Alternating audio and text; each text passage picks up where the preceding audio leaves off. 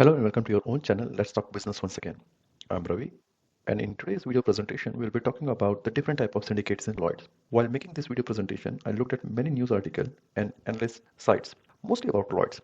Some of the information was a bit contradictory, making it hard to tell what was accurate. My goal is to help you to understand the basic of these different syndicates. After this, you should be able to do your own research to figure out the best way to use this information and what else you might need to look at. So let's get started. Let's start talking business.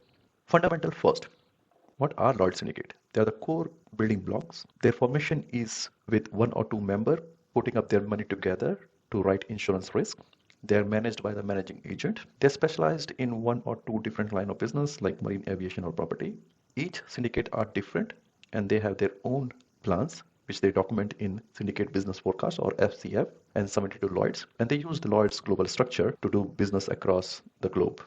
2022, there were 77 active syndicates, writing closely 46.7 billion worth of GWP. 2023, 109, I'm not very sure about the premium. 2024, 95 active syndicates, writing close to 48.5 billion premium, and they are actually managed by 60 managing agent.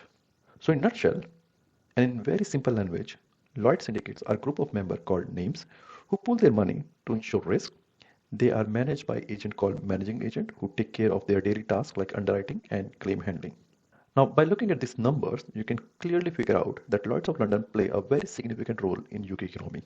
The insurance and reinsurance sectors, which includes Lloyd's Syndicate, contributes roughly 50 billion pound to UK economy, which is around 2% of UK's overall GWP. Moving ahead, and these are the 7 different type of syndicate. Syndicate in a box, life syndicate, non-life syndicate, special purpose arrangements, RITC or legacy syndicate, runoff and startup syndicate. Now I have tried to put the numbers around these categories, but I will highly encourage you to do your own research to understand what are the exact numbers here. For me, it is a little hard to come to the right numbers right under this category. Moving ahead, a syndicate in a box is a type of setup in Lloyd's that make it easier and cheaper for a new and innovative business to join Lloyd's market. The syndicate can write up to 100 million of premium in their first year and focus on short-term insurance with limited risk to the major disaster. The syndicate in the box model started in 2020 as a part of Future at Lloyd's plan, which tried to make the market more flexible and quicker to respond to the new business. There's a whole series on the future of Lloyd which I'm running, and you can click on top right corner on the information icon to know more about it. But in a nutshell, the future of Lloyd's is a plan to modernize and improve the Lloyd's insurance market.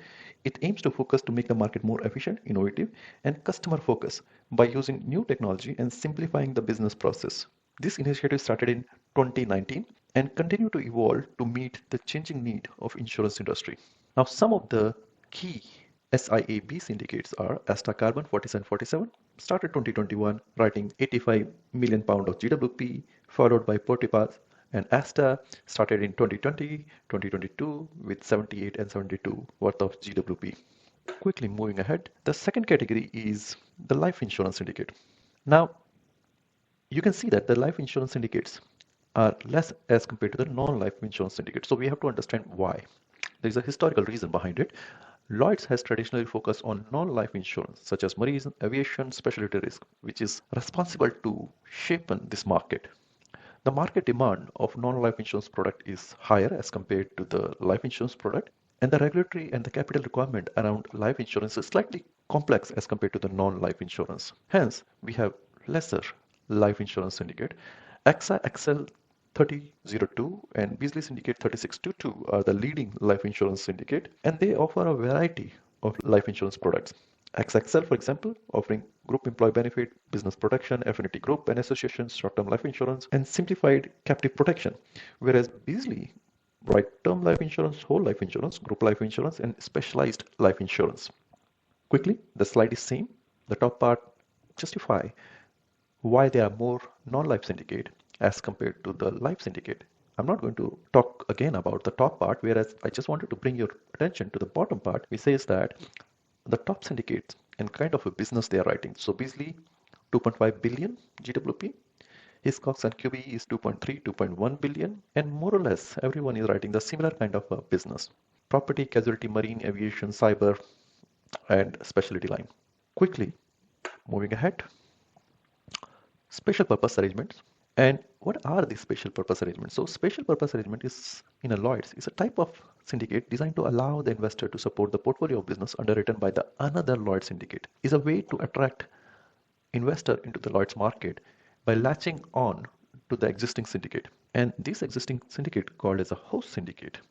Just like the reinsurance car. Now the question is, what is reinsurance car? A reinsurance sidecar let the investor share the risk and profit of certain insurance policies. It is a useful tool for insurance to spread the risk and for investor to get involved in an insurance market with a chance of higher returns. Now quickly have a look the difference between the reinsurance sidecar and SPA from the structure and the purpose point of view. The reinsurance sidecar is a financial vehicle sharing the risk and return of a specific insurance policy. An investor provide capital and enter into a quota share reinsurance agreement, whereas the SP at Lloyd's is the syndicate supporting a portfolio underwritten by the another Lloyd syndicate and can only write single quota share reinsurance contract. From the operational scope point of view, used by the insurer or reinsurance, not limited to Lloyd's, and flexible in managing capital and risk. Whereas SPAs at Lloyd's is very unique to the Lloyd's, managed by the same managing agent and help to get the third-party capital into the market. From the renewal, flexibility and renewal point of view, reinsurance sidecar set up for the specific period, often seasonal, and can be renewed and restructured, whereas the SPAs at Lloyd's is established for a single year, but can be re-established annually. Quickly, moving ahead, and let's talk about the legacy and RITC syndicate. The legacy or RITC syndicate at Lloyd's manage old or discontinued insurance business. They take on the liability from the other syndicates past year so that the syndicate can focus on new and ongoing business. We talked about the RITC in our previous video presentation, but RITC at Lloyd's is when the syndicate move is remaining liabilities from a specific year to another syndicate. This lets the original syndicate to finish their account for that year and report its profit and loss. What's the purpose of RITC or legacy syndicate? They manage and settle the claim from the past underwriting year. They assume the liability from other syndicate through RITC transaction, and they help in maintaining the financial stability and efficiency of Lloyd's market. Some of the examples are in Q, Polo, Premia, Apollo, Enstar, and Riverstone. Quickly moving ahead, let's talk about the runoff syndicates. Runoff syndicates at Lloyd's are a specialized syndicate that manages the remaining liability of old or discontinued insurance business. They handle claim and liability from the past underwriting year that are still unresolved. These syndicates keep their account open until all the outstanding claims are settled and or can reinsured. This process is also known as the syndicate is being in the runoff business. These syndicates help to maintain the financial stability within the Lloyd's so that Lloyd's can act efficiently. Once again, the difference between runoff and the legacy syndicate. Runoff syndicate manages and settles the claim from the past underwriting year. They are still open. RICD handles the runoff or old discontinued business by taking over the liability from the closed year. Keep account open until all the claims are settled or can be reinsured from the function point of view. Assume the liability from the other syndicate through a RITC transaction. They both help to maintain the stability within the London market. Some of the examples are Canopius, TMK, Esther, TLP, Cree. These are some of the examples under this category. Moving ahead, this is our last category, Startup Syndicate.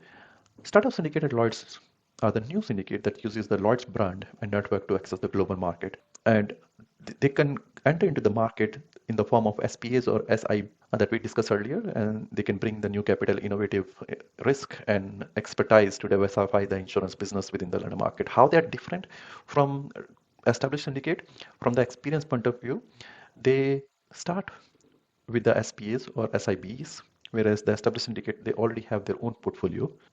They rely on the new capital when it comes to the capital from the startup point of view. The established syndicate, they already have their existing capital and financial stability. From the underwriting standpoint, the startup syndicate almost start with a clean slate, building their portfolio from the scratch, whereas the established one, they already have their portfolio and they're maintaining their portfolio. From the regulatory standpoint, since it's a startup, they go under the rigorous application process, whereas established syndicate, they already have everything established, so it's just a regulatory compliance. They don't have to go to rigorous application process every year. And startup syndicate, they aim to leverage the Lloyd's brand and networks to gain the initial momentum in terms of business, whereas established syndicate, they already have their own brand along with the Lloyd's brand. Some of the example of these startup syndicates are Polo, Munich Re SIBA 1840, and Canopius 44. That's all from the today's video presentation. Thank you for watching this presentation. I hope you have found this information valuable and learned something new about this topic. If you have any questions or need further clarification, feel free to reach me. Until next time, take care and stay curious. Bye-bye. Take good care of yourself. Thank you.